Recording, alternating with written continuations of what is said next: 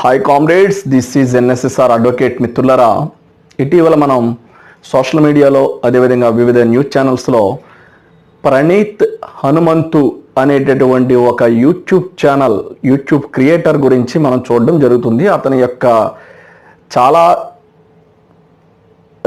దారుణమైనటువంటి మనస్తత్వాన్ని అతని యొక్క యూట్యూబ్ ఛానల్ ద్వారా అతను వ్యక్తపరచడం జరిగింది. సో అతన్ని ఇటీవలే మనకి బెంగళూరులో అరెస్ట్ చేయడం, అదేవిధంగా మళ్ళీ పీటీ వారెంట్ ద్వారా అతన్ని మరలా హైదరాబాద్ తరలించడం ఇవన్నీ జరిగినాయి. అయితే మిత్రులారా, ఈ డార్క్ కామెడీ పేరుతో ఈ యొక్క యూట్యూబ్ క్రియేటర్ చేసినటువంటి ఒక ప్రోగ్రాం ఈ దేశంలోనే ఒక సంచలనం కింద మారింది. అంటే విలువలకు తిలోదకాలు ఇచ్చి, అంటే ఇంకా అసలు మానవ సంబంధాలను కూడా తప్పుపడుతూ, మానవ సంబంధాలకి ఏ విధమైనటువంటి విలువ లేకుండా గతంలో మనం చూసినటువంటి యానిమల్ సినిమా లాంటి మనస్తత్వాలను పుణికిపుచ్చుకునేటువంటి వాళ్ళు ఈ సమాజం మీద పడిపోయి వాళ్ళు ఎటువంటి విధ్వంసం చేయడానికి తయారవుతున్నారో మనం ఆ యొక్క ఛానల్లో ఆ ప్రోగ్రామ్ చూసినట్లయితే కనుక మనకి అర్థమవుతుంది. ఎవరైతే ఈ హనుమంతు ప్రణీత్ అనేటటువంటి వ్యక్తి అతని యొక్క ప్రోగ్రామ్ ఉందో, అది యాక్చువల్గా ఏంటంటే ఒక తండ్రి కూతురు మధ్యన ఉన్నటువంటి అనుబంధాన్ని వీళ్ళు డివియేట్ చేసి వేరే మార్గం ద్వారా అశ్లీలమైనటువంటి అర్థం వచ్చే విధంగా కొంతమంది డిబేట్ కండక్ట్ చేసి ఈ సమాజం మీద వాళ్ళ వికృత మనస్తత్వాన్ని రుద్దడానికి ప్రయత్నించారు.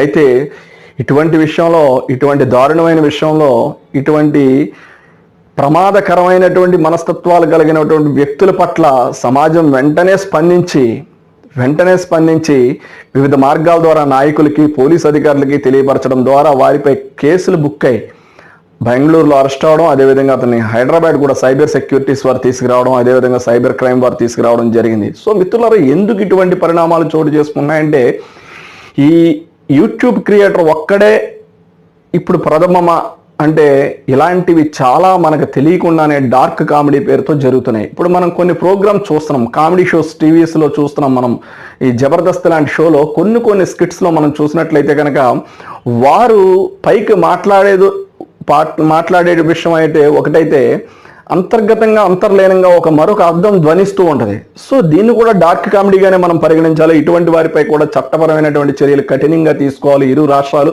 అదేవిధంగా దేశంలో ఉన్నటువంటి ప్రతి పోలీసు వ్యవస్థ కూడా ఇటువంటి వారిపై సుమోటుగా కేసులు బుక్ చేయాలి. ఎందుకంటే ఈ దేశంలో చిన్నపిల్లలకి భద్రత లేదు,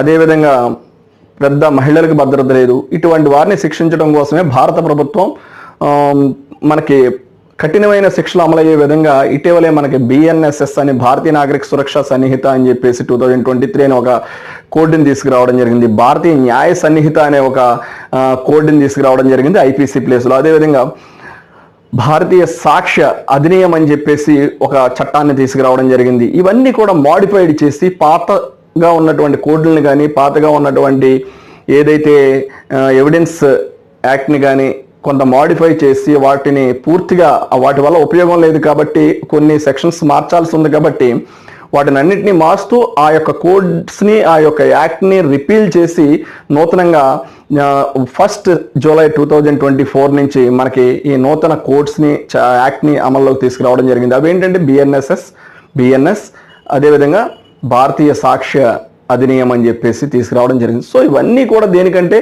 ఈ యొక్క ఎవరైతే నేరాలకు పాల్పడుతున్నారో అటువంటి సదుద్దేశంతో తీసుకొచ్చినటువంటి చట్టాలు మాత్రమే. అయితే మరి ఆ విధంగా జరుగుతుందా అంటే ఇటువంటి వాళ్ళు పేటరేగిపోతున్నారు. పొలిటికల్గా కూడా ఇటువంటి ఎలక్షన్స్ అయి జరిగినప్పుడు కానీ, పొలిటికల్ నాయకులపై కానీ వీళ్ళు చేస్తున్నటువంటి దారుణమైనటువంటి అకృత్యాలు సోషల్ మీడియాలో, యూట్యూబ్లో, అదేవిధంగా వివిధ టీవీ ఛానల్స్లో కూడా ఇటీవల ఎవరో ఒక వ్యక్తి తెలంగాణ ముఖ్యమంత్రి గురించి చేసిన కామెంట్స్ కూడా చాలా భయంకరమైనటువంటి కామెంట్స్ ఇవి. ఇలాంటి వారి పట్ల చాలా కఠినంగా ప్రభుత్వాలు వారి యొక్క విధులను నిర్వహించాలి. ఎందుకంటే సొసైటీ ఎప్పుడు పీస్ఫుల్గా ఉండాలంటే ఇటువంటి అరాచక శక్తులు ఎప్పుడు కూడా లోపల ఉండాలి, జైల్లో ఉండాలి. సో ఇవన్నీ కూడా దృష్టిలో పెట్టుకుని ఏదైతే డార్క్ కామెడీ పేరుతో అశ్లీల కామెడీని పైకి ఒకటి మాట్లాడి అంతర్లీనంగా వేరొక అసభ్యకరమైనటువంటి అర్థాలు వచ్చేటటువంటి కామెడీ చేస్తున్నటువంటి జబర్దస్త్లో కొన్ని స్కిట్స్ని ఆర్గనైజ్ చేసేటటువంటి యాక్టర్స్ అవ్వచ్చు, లేదు ఇలాంటి ప్రణీత్ హనుమంతు లాంటి అరాచకవాదులు ఇంకా వారికి వయసుతో సంబంధం లేదు, వీరు ఒక పశువులతో సంబంధం వీళ్ళు.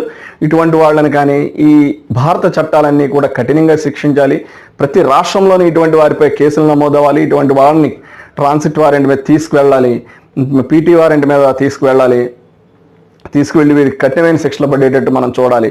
ఇది ప్రజా సైన్యం ఎన్కౌంటర్లో భాగంగా మీ ఎన్ఎస్ఎస్ఆర్ కోరుకుంటున్నారు. This is NSR advocate. If you have any problem please contact 9855909599.